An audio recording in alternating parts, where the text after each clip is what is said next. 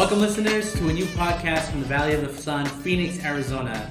Our podcast is called Go Entrepreneur Yourself, where we bring you local entrepreneurs and leaders from across the country to share their story about adversity, triumph, and their business. Thank you all for tuning into this show. My name is Jonathan Yamasaki, your host, along with my co-host. My name is Ryan Clark. Really excited to be here today. Yes, we're excited for our very first episode because the entrepreneur of the day is a near dear friend of mine, Zulma Stevens. She launched her business from the ground up about 2 years ago, and her business is called Immaculate Cleaning Solutions. So welcome to our show, Zulma. Thank you so much, Jonathan, for having me. I really appreciate the invitation. Yeah, of course. So I'm going to let Ryan start it off for us here. So we're going to start this off a little fun here. We're going to do what we call the Fast Five. So I'm going to ask you 5 quick questions. You can't see what they are, though. Okay. And, keep them as short or as long as you want. But it's just to kind of open things up. Okay. Question number 1. You're president of the United States. Who is your vice president? Oh, wow. You can tell I'm not very It could be anybody you know. It could be anybody you know. It could be a celebrity. It could be a family member. It could be anybody you know. Oh, so who would I choose if I had my choice? Yes, absolutely. Anybody in the world that you would want. I'd choose myself. You're gonna be president and vice president. I'm sorry, I got this completely confused. Okay, so I choose the vice. Yeah, I'm you're the president, and who's the vice my president? vice president? Mm-hmm. My husband. Why? I think we are a very good balance, and he always balances me out in the most difficult of situations. It's like we're the complete definition of yin and yang. Cool. So when you got your hand on that nuclear button, he's just like, no. No, don't do it. Have you thought about this yet? Okay, question number 2. Kittens or puppies? Which one are Puppies. I didn't even Totally have to finish puppies. the question. Yeah. That's perfect. All right, number 3. What was the worst vacation you ever took? The worst vacation I ever took. Oh, probably Vegas when I was 16 because it's Vegas and I was 16. That makes sense. Yeah. 100%. What was the first job you've ever had? The first job, I started working when I was 13 years old for a cell phone store, and that was really tough. My boss had very high expectations, and at 13, when you don't have any work experience, that tends to be tough, but it taught me a lot. First job at 15, Vegas by 16. That's awesome. And finally, what was the music you were listening to on the way here? I was listening to Tony Bennett. Really? Yeah. That's awesome. I love Tony Bennett. That's good stuff. Yeah. All right, there's the Fast 5. I think we're warmed up now. Yeah. John, Okay. you got some great questions for us today? Ready to go. So let's get this show started for our listeners. So Zulma, tell me a little bit more about your business and what it is that you do. Okay, so our business is a janitorial commercial cleaning company, but how we like to put it is that we provide marketing for your buildings. If a building is not clean, it can not be sold, and it makes it a lot more difficult for it to be sold when it is not clean. But it's like going into a building, it looks great, the atmosphere is great, the lighting is great. I mean, look at this building, it is beautiful, right? But if it was dirty, would it be exactly the same? Mm-hmm. So that is what we like to do. Everything looks better clean. Like John, you look better when you're clean. Yeah, I decided to shower today, so good thing. Thanks for that one. Yeah. And then what inspired you to start your business? And then why are you in this type of business to begin with? Because didn't you graduated or you went to school at GCU? Right. And then you after GCU, most people aren't always like, oh, I'm going to start a cleaning company. Right. So what was it that really inspired you to? Well, it was a series of things. I was going to GCU. I personally didn't finish. I didn't graduate. And I had a few experiences that just led me. Maybe I was just too impatient. I just wanted to get my foot in the door, start something on my own. But at the time, I was working as an office manager for a real estate investment company. And we had a few buildings that needed to be cleaned. We had a really tough time finding the perfect cleaning company. It was either quality or negligence, or they didn't show up when they were showing up. And my family has a history of being involved in the service industry, whether it had been maintenance or construction. I come from that background, but yet there was never like a solid foundation of like, let's build a business behind it. And being an office manager, I just got frustrated. I loved the people that I work with, but I just wanted to step out and do something on my own. And it's like, you know what, I have enough money to either buy a house or start a business. So what we ended up doing is, instead of buying a house, we put all of our money into starting a business. We paid all of our bills for the year, and we just went in and started a business. And we started with $1,000 for supplies, equipment, all that, and then here we are. Wow. And let me just to understand, you said you paid all the bills for the year. Right. Okay, so then you didn't have to worry about those. All you were focused on was the business. So we took care of like any bills that we had, and my in-laws have been more than generous with us. So they've been very supportive, and we are very grateful. That's awesome. I love that about you. You had that spark. You're already in school, hitting the books, but you're like, I just want to be out there and start doing something with myself and getting already going. So what is it? How did you, you just came from college. What did you do to earn those skills necessary to be able to, I guess, start that business? Well, I think I've always, in a way, how do I put it? I like the books. I love to read, but also I've learned that I'm more of a doer, and that's how I learned. I always sought out for opportunities. When I was in high school, I internshiped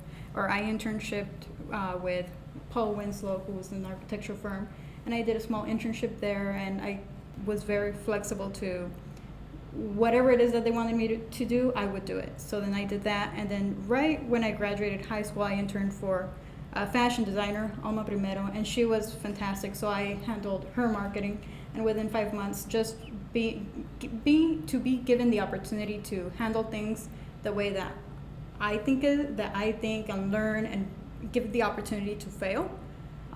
Within 5 months, we helped her company grow 500% over those 5 months. Wow. And it's just, I think it is the love for the actual business itself. Mm-hmm. I think a lot of people either fall in love with the product or they fall in love with the process. I'm more of those process people. Wow. Yeah. How did you network yourself into those internships? Just relationships, and I guess I was blessed. So you're just kind of in the networks already, so you knew them. But to start that early of an age, I just thought, like, wow, because that's something that's surprising to me, is that somebody can start learning these types of skills at such a young age and be doing these internships as well. At such a young age, people always think that, that's what's going to happen after college. Right. Not with you. No. You're like, no, I want to learn now. Yeah, I was just very impatient. And I think it's just reaching out to, like, who do you know? Like, Ryan, who would you know that this is what I want to learn, and, what can I do? Do you pass that along to anybody under you, or do you take any internships, or like try to go out there and teach people as well as how mentors have taught you? I would definitely be open to that. I think right now I still have a lot to learn, but that is definitely something that I would more than welcome down the road. Maybe even start something that focuses on that, because it's just been so impactful to me. I try to pass it on to my younger siblings, but normally younger siblings are not so receptive. But yeah, I have two. I know exactly what you're talking about. It's like you're at home, they're telling them to clean up their mess, but then now you're like, all right, clean up your mess again, but you're just working for me. yeah, not the best. Cool. But, so I love that, because you got a little bit of these skills from these various internships, and you did a little bit of marketing. Mm-hmm. So tell us, how did you end up marketing your business, and what were your most successful tactics? I think the biggest lesson that I learned was, in the beginning, I used to think, there's one right way, and there's one wrong way to do things. And I learned that there is no such thing as right or wrong way. It's an art. And with us, up to this point, what has worked the best is creating our company to be the unentitled cleaning company. I see other companies that come in to the industry or communities, and they lock customers in for, okay, you're locked with us for 3 years, and if you don't like it, well, sorry. And I don't like that at all. That's why we always I believe that we're not that we're not entitled to customers and their business. It's not something that we win them over right in the beginning. We seduce them and we tell them we're the best cleaning company. It's putting together everything behind that, and if at any point we fail, we don't meet, well, there's that satisfaction guaranteed where, hey, you get a free cleaning, I lose money and you get a service for free because of my negligence. And if you don't like it, and if I still don't continue to meet your standards, you know what, I don't deserve your business. And it's just constantly that. A lot of it is relationship management and understanding people's personalities, personality management. I think it's huge, and it's definitely something that should be taught in school, but it isn't. But yeah, I think it's all that. Yeah, and that's amazing. I love that you say personality management, and Mm-hmm. that's something that's really important in building relationships and building trust Mm-hmm. with your clients. So that's a great segue for the next question. How do you build that trust and confidence when you're working with these customers through your services? How do we meet the trust? Well, I'm trying to think, how do we not? But I think I think that the best way of putting it is, it's the simple old school answer. Just show up, do what you have to do, make the customer really like you, but how do you systemize that and make sure that your entire team follows that? And that's where a little bit of the leadership comes into, because it's not just at one point, or it's not just one thing, it's at every single thing. It is everything from what your company represents to what you say, and not only that, but following it up. That's why we're big on like excellence, integrity, gratitude, and then giving back. And those are all great things. I mean, Right. I love the fact that you give these business owners or these people that are hiring you Mm-hmm. flexibility, not locked into any commitments. Obviously, that makes people feel really good. And basing on your work off of the customer service that you provide, being on time, like you said. All right. But how do you really go out there and find people that are looking to hire you? Do they just call you through word of mouth? How do you market yourself in that way, is to be able to have those people find you so that they can spend money with you? Well, we've done everything traditional. I mean, up to this point, we've been in business for 3 years. We've done everything from focusing on our SEO, doing the online, having an online presence, the online marketing. A lot of it is reaching out, networking events, the relationship. Who do we know? And slowly start spreading the word that way. But I think more than anything, it's preserving the reputation. No matter what, even if we're going to lose money, will not do a bad job, because that is where the integrity of the company itself comes in, and that I protect with my life. So I mean, I make an emphasis because I've had accounts that I've had the commitment. We were losing money because of it's a learning experience. It's a learning process, but no matter what, I was not going to default on it, because it is the reputation that we preserve. So, yeah, and how do we go back and we look at the customers? Just putting the basic standards, cold calling, getting doors shut in my face, and having people, say, get out of here, and then learning how to handle all those objections. Yeah. Yeah. Yeah, and then, I mean, you're a well-spoken woman. You burst with confidence. I'm sure that you were able to, gain this through your experiences, but everyone always has somebody, a mentor, someone that they look up to, that they help them through that process. Do you have someone that who has helped you through this process and helped you build your empire? I've had multiple people. I've had ever since high school. I've had Katie Hansen, which was one of my fashion teachers, who helped me with the internship, with both internships actually. She really, I think if I can go back from the beginning, I am indebted to her with my life. I never thought anything beyond being a stay-at-home wife, being a mother. I come from a really small town in Mexico where, I mean, if a woman is in business, if a woman is out after 8, she's on to some trouble, and it's not appropriate. And I'm one of those, I'm working out of a Denny's because everything else is closed at 2 a.m. And yeah, I'm not very traditional now, but she really opened my eyes to see how there was so much more that was possible for me than just that, and there's nothing wrong with it at all, but it is just, I knew that what was going to make me happy. And so, going back to Katie Hansen, beyond that, every mentor I've had, I've also had actual professional coaching that I've gone through. with Quentin McCain, and then and recently one of the greatest mentors, Christine French, just passed away, and you're familiar with her. Yeah, bless her heart. Yeah, bless her. She was absolutely amazing, and the biggest, one of the greatest people I've ever met. Yeah. Yeah. So, I mean, obviously you're doing this for yourself and in honor of all your mentors, and something that kind of I always like to bring up is you always learn something from everybody. Absolutely. A little bit of information here and there, and to me, what you really emanate is like this is funny, a sponge, because you gather all this information. And then you clean yourself up and you squeeze all the stuff out that you probably don't need. Right. And then you keep all the good stuff, the little marks on there that are really important for you to be successful. Yeah, definitely. And I think, it's a never-ending process, and I know that some people may disagree with me. I think we have the ability to be anything that we wanted to be. Growing up, I don't think I was disciplined as well, and there was something about me that I just hated myself.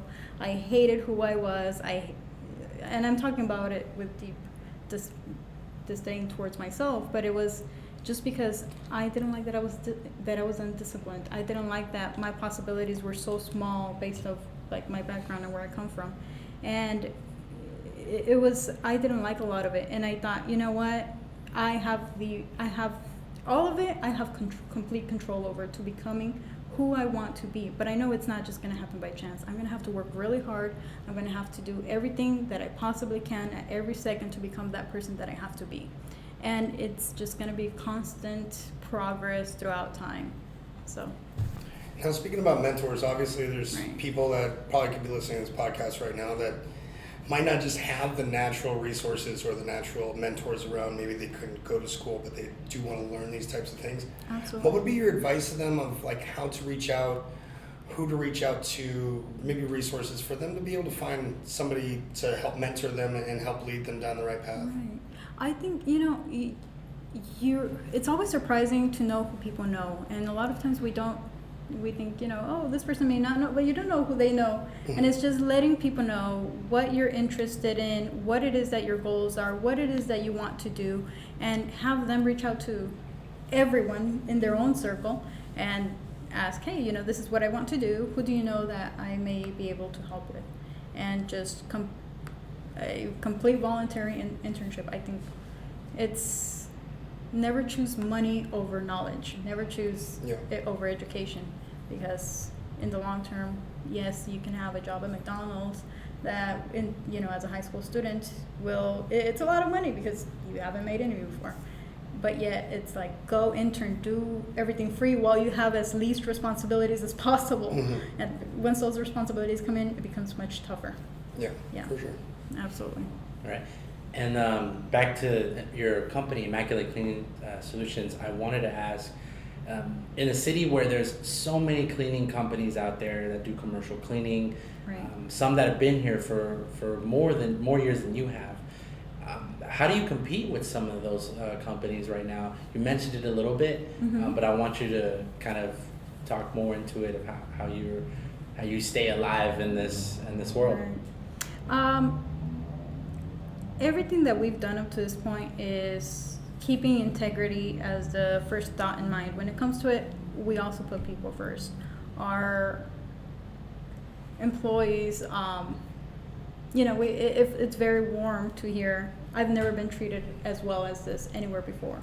And with companies, I think that especially cleaning companies, what happens is they forget that people, what's the word for it, that touching people's hearts first. Hearts and minds. Winning over their hearts and minds. Right. And I think that's the biggest things. I think a lot of companies that have been around for a long time start seeing just like the structure, and it's like, no, it's like you have to keep in mind that people are showing up. The reality is that cleaning is not something people do for fun. I know I don't do it for fun. I've done it. And it's just because these people show up to work every day and they want something so much better for themselves, and they want something so much better for their families.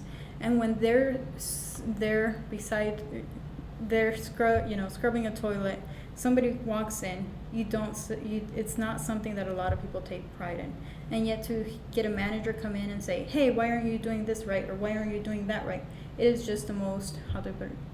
Demoralizing? Yeah, it's very demoralizing, and I will never, I promise that, and I promise it publicly, that's never going to be who we are. We want to bring back dignity to these people who are doing it because they have a dream, they want to do something so much better. And this is just the path that they are going through to get somewhere better.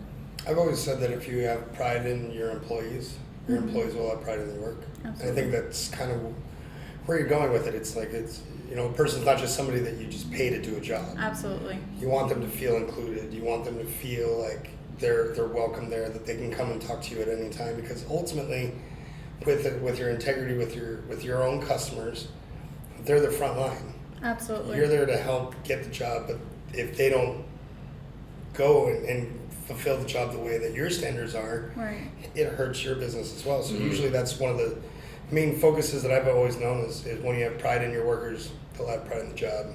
Absolutely. Yeah. Goes forward. Yeah. People always come first. They're the biggest asset. Exactly.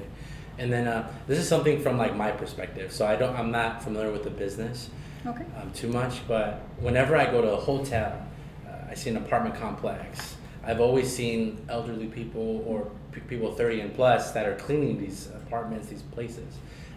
What are you doing to maybe help reach out to the younger audiences, younger people, to get some employees in there that are maybe trying to get some experience or move up with your company?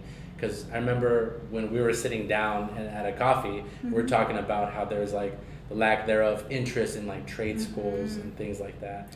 So what are you doing to try to show those people that this is a sexy business, this is something that you can thrive in if college is not the alternative for Absolutely. You? Oh, absolutely. I remember now our conversation.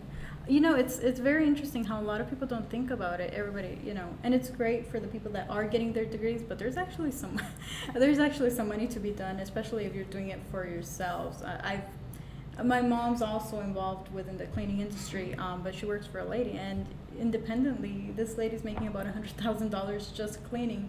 And when you do it for yourself, I think it's a really great way. I do feel that a lot of the service industries, especially our industry, it's going to be changing in the way that it's being ran, and there is definitely opportunity for the people that don't want to go into college, don't want to go straight to a degree. There is definitely some money to be met, and these are definitely services that are still in need. Actually, there is a huge need, especially growing within the service industries. We're hearing about construction companies losing contracts because they can't be fulfilled. There's not enough workforce available. And yet the money is there, but unfortunately, it's not the most pleasant, it's not the funnest jobs. They're not what people would consider fun or entertaining or prideful, but yet there's money to be done. It is a great route. It is dignified work. I would say it's a really great option for someone to pursue, especially straight out of high school, and there's really great money to be won. You can make over $30, $40, $50 an hour starting out. Yeah. So. And how are you keeping up with like technology, with the competition? Well, more so with technology rising for this type of industry. A lot of it is being with phones. I think it created a great transition with technology. Anything that's quality control, any inspection, especially communication. That is one of the biggest issues I feel within the industry. It tends to be communication or miscommunications. It has allowed to close some of the gap. It's been very interesting how I'm seeing now more technology and innovation being pushed with now drones. Skyscrapers being cleaned with drones, and that's pretty neat. That's some new level stuff. Yeah, sweet. It's sweet. And now you have I think Walmart already started their automated those floor scrubbing machines, but they are non-manned. They're all set up and programmed to run by themselves, and that's all technology. yeah, there is definitely big opportunities being grown within the industry. Wow. You know, labor costs are probably the most expensive within our industry, and I think all that is definitely going to be a great aid for it, where you have more technology being pushed in and everything's automated and there's actually the Internet of all things is pushing now dispensers. It's dispensers that let you know through the internet technology, letting you know when things need to be refilled. So that definitely cuts the cost on expenses for a building, and it allows for competition to actually come in and Now, with things like this, with like rising technology thing and everything else we've been talking about here, obviously when people start in business, they always say whatever profits you have, you invest back into the business. You said you started off with $1,000, so obviously you were probably just reinvesting, just keeping it building up, at least for mainly the first year since the bills were paid, which I thought was like, how do you do that? Tell me that later. I want to know how to get my bills paid at year end. But really, I'd like to know is what kind of percentages of your profits were you reinvesting? Where was the main focus of the reinvestment? And did the reinvesting ever change over time, or was there maybe a spike here for certain reasons and then a lull here for other reasons? You know, I think realistically, and being completely honest and upfront, I think it's part of it. You also have to keep yourself surviving. So it's, because I'm not saying it's easy. It's something as simple as a cleaning company has been probably the hardest thing I've ever done in my life, where it is so tough. I mean, I've done college. Nope, not the hardest thing.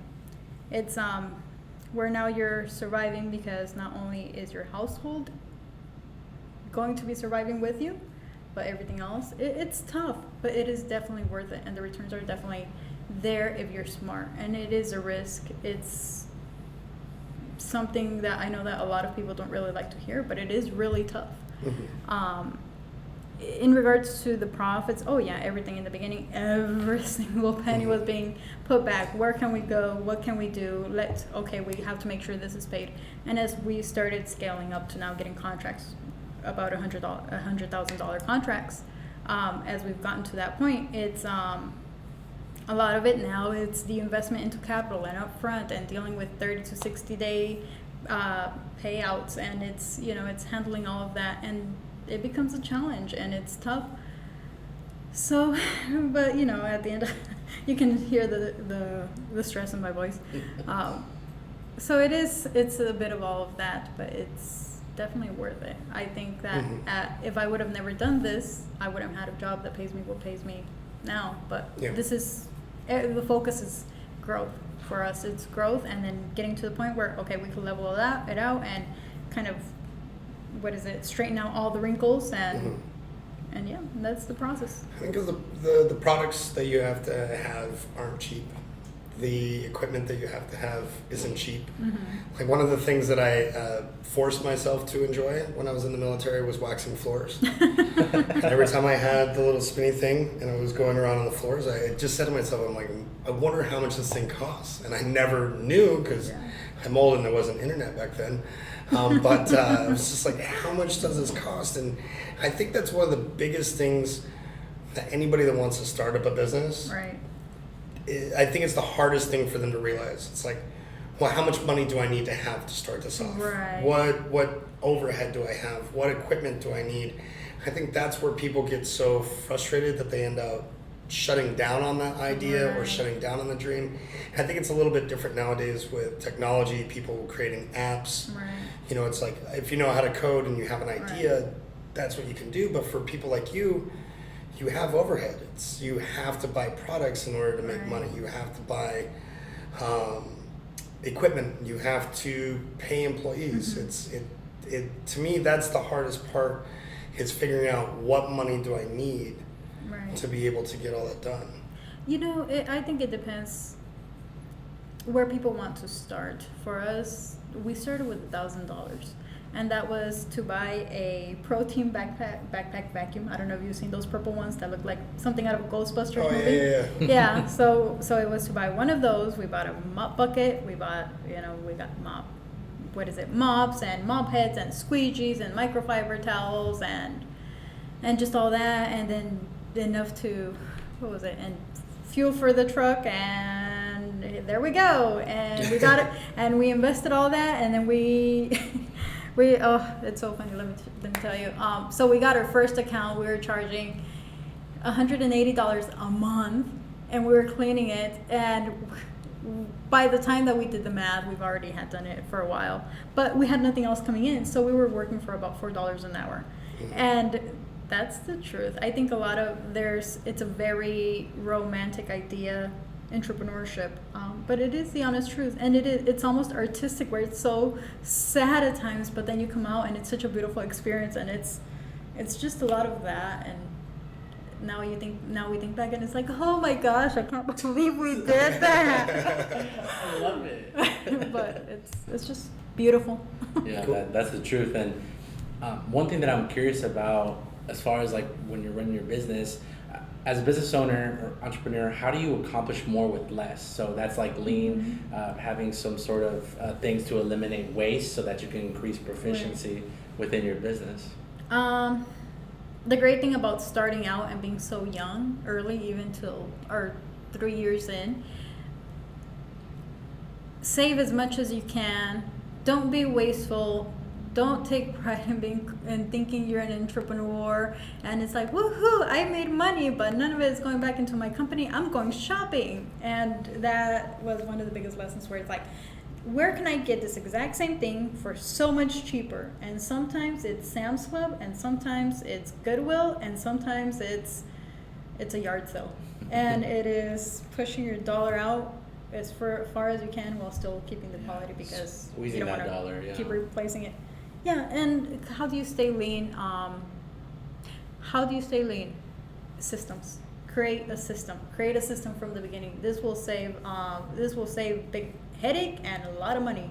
We were doing everything using multiple tools for it, and it's like at the end of the day, it's like, nope, we should have just done a system. How is it done? And use, like, for example, a window or cleaning a room where we had a microfiber and we had this mop and we had that mop and that does that because it specializes in that. And it's like, nope, how do we systemize it so that every service is done exactly the same way, using exactly the same tools that we can purchase at a less expensive amount for this much? And it's just systems. That's probably the lean. At this point, that's probably the leanest way. Yeah, that's great, because not many people think about that. Those little things that could really save costs at the end of your financial statements. Mm-hmm. Yeah. And then as a business owner, because I know you're talking about you're building your base, you have all your clients that you're working with, and right now you talk about a $100,000 contract that you just done. When do you walk away from a sale? When is it that maybe it's going against the integrity that your company has, or if you have not experienced that just yet, what would you do? What would push you to that point where you would walk away from a sale? I think that is a very good question. I think at any point you have to know who it is that you are, what it is that you stand for, and what your value is as a person. That had been very tough for me. My husband has a better time with that. I have a really tough time with it. I had a very tough time with it till recently. Sometimes there will be people who push you and disrespect you, and basically they want excellent quality for almost free. How I learned to view it, is by, I had a tough time saying no to certain contracts because I was surviving. I was making sure that our bills were paid, our company was running, our people were paid, we had what we needed, and we can continue another day. And that's where my mentality was at. And it is thinking of it from, it is a disservice that I am doing to my people by accepting anything less than what we can take. By us not making a profit, yes, everything else is paid and we survive another day, but if we don't make a profit, we are wasting people's time. We're wasting our employees' time. We are wasting, not only that, we're eventually going to be put in a situation where we cannot deliver excellence to the customer. And then it comes reputation. And we're wasting their time. And how much is the time really worth? How much, if you really put a value to time, how much is the time really worth? Especially if they're another business who has gone through the same struggles that we have. We're wasting a lot of their time when we could have just told them, you know what, I cannot do it for this price. I do not want to waste your time. These are the standards I deliver. If this is not within your budget, I don't want to waste your time. Please, here's who I can recommend you to. And a lot of the time is just understanding your value, and it is also a disservice I'm doing to my people, and I don't want to do that. So. Thank you for telling us about that.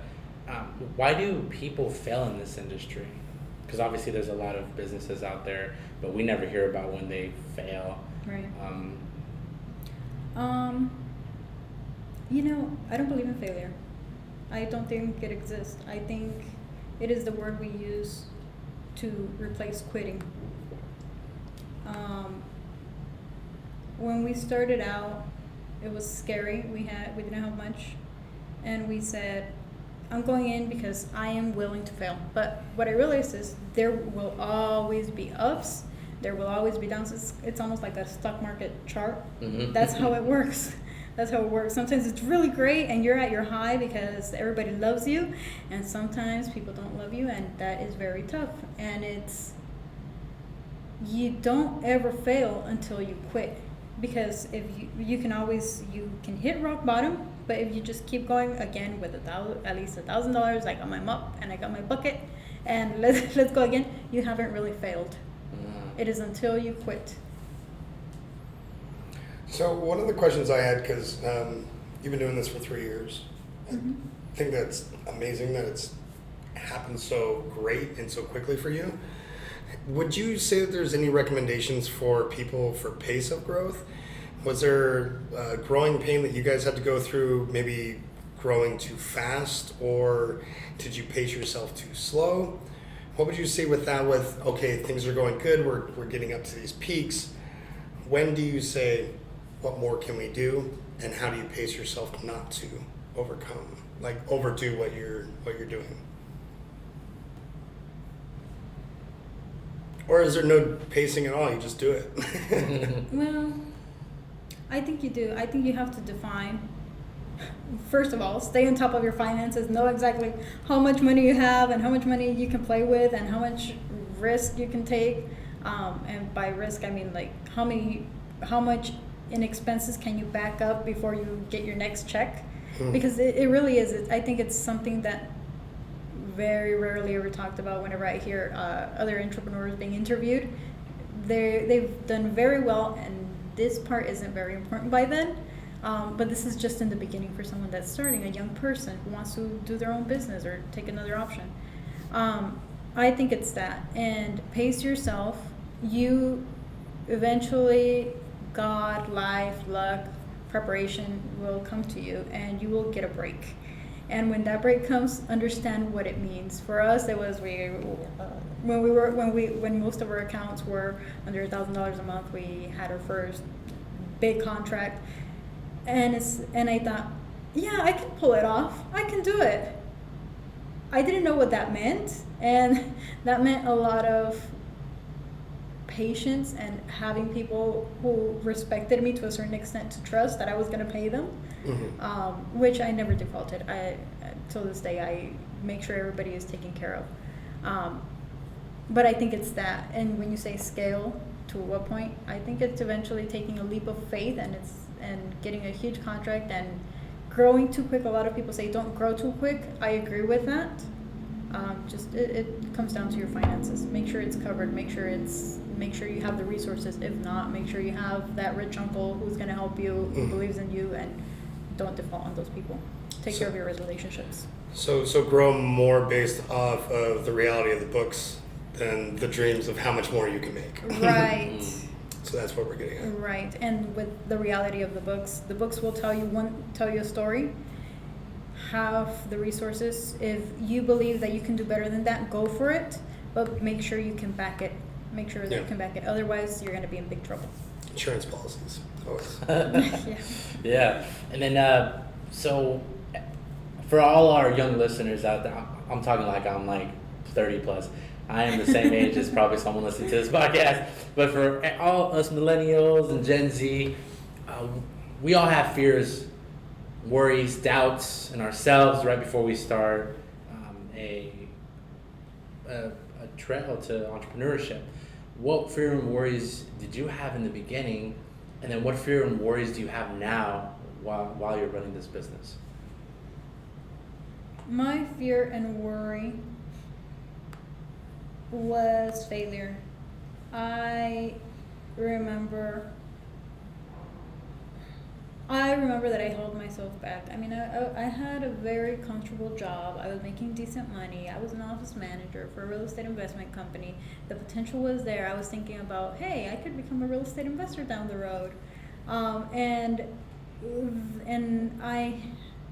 But yet I held myself back. I would go home and I'd tell my husband, hey, I could do something better than this. I can make so much more than what I'm making right now. And I'd go home and he says, well, you know, it's a lot of talk, but no action. That's never going to happen if you don't do something about it. So then I just decided to quit out of nowhere and just jumped into it. And I was afraid of failure, and I thought, you know what? I am ready to fail. I am ready to go all in. If I am going to fail, I will not have that slow little very slow, patient failure. I will go down like a soap opera death, or what is it, a telenovela? Yeah. The telenovela? Yeah, the dramatic one. The dramatic one. I am going to go down and either get, in flames and fireworks, or get eaten by a shark, or I don't know, something like that. It's just going to be very dramatic, and I'm going to go all in, and that's what I did. Until this day, I'm still afraid. I'm still afraid of failure, and it doesn't go away. And sometimes I think when everything is coming out good, it's like, I call it, and I don't mean to be disrespectful, but I say I have email PTSD. My email clicks and it's like, oh my gosh, what am I gonna see? Like my heart rate goes up. I get really panicky because I feel that it's bad news, or I don't know what's in that email. So I freak out. But anyways, and that's, it never goes away. Fear is always there. It's just of something different, and you just gotta go in. What failures, because I'm sure there's some hiccups that have come up creating this business, have passed, and what did you do to overcome them? Failures, it's so silly. Yeah, big or small. Big or small. I mean, my most awful day was because I had gotten a new contract, and the people that I had just hired for that contract didn't show up. None of them. So I showed up, I worked for 14 hours straight, and I got the job done. And that was, at the time, that was the most awful thing that could happen to me. But now looking back at it, it's really not that bad. And that's kind of how it is. It's like, what's the worst thing that can happen? Will I die from this? No. Then you will be fine. I like that. I'm going to start saying that when I go to work. Am I going to die from this? No. I'm going to be just fine. Yeah. So we're kind of getting to the end of this podcast, and I want to ask you two really good things for our listeners. So in your eyes, what defines a great entrepreneur or a great leader?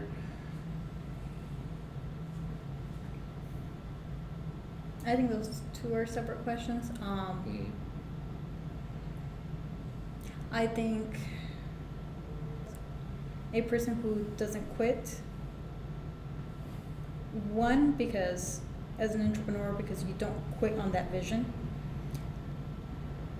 and because there's other people watching you. You, in a way, have responsibility for those people and meeting the results of all those people who are watching you. Mm-hmm. Because there's somebody out there who, in a way, has wanted to do what you're doing in their own way, but has wanted to do something like that, and they're just watching you. See how it is. Let's see how it's going.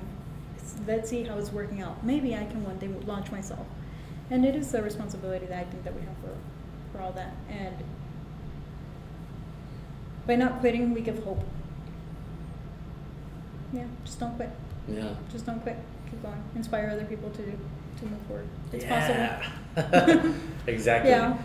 Now, what last minute advice would you give someone who just graduated from college or is in college right now about entrepreneurship? Well, entrepreneurship. Just do it. Just do it.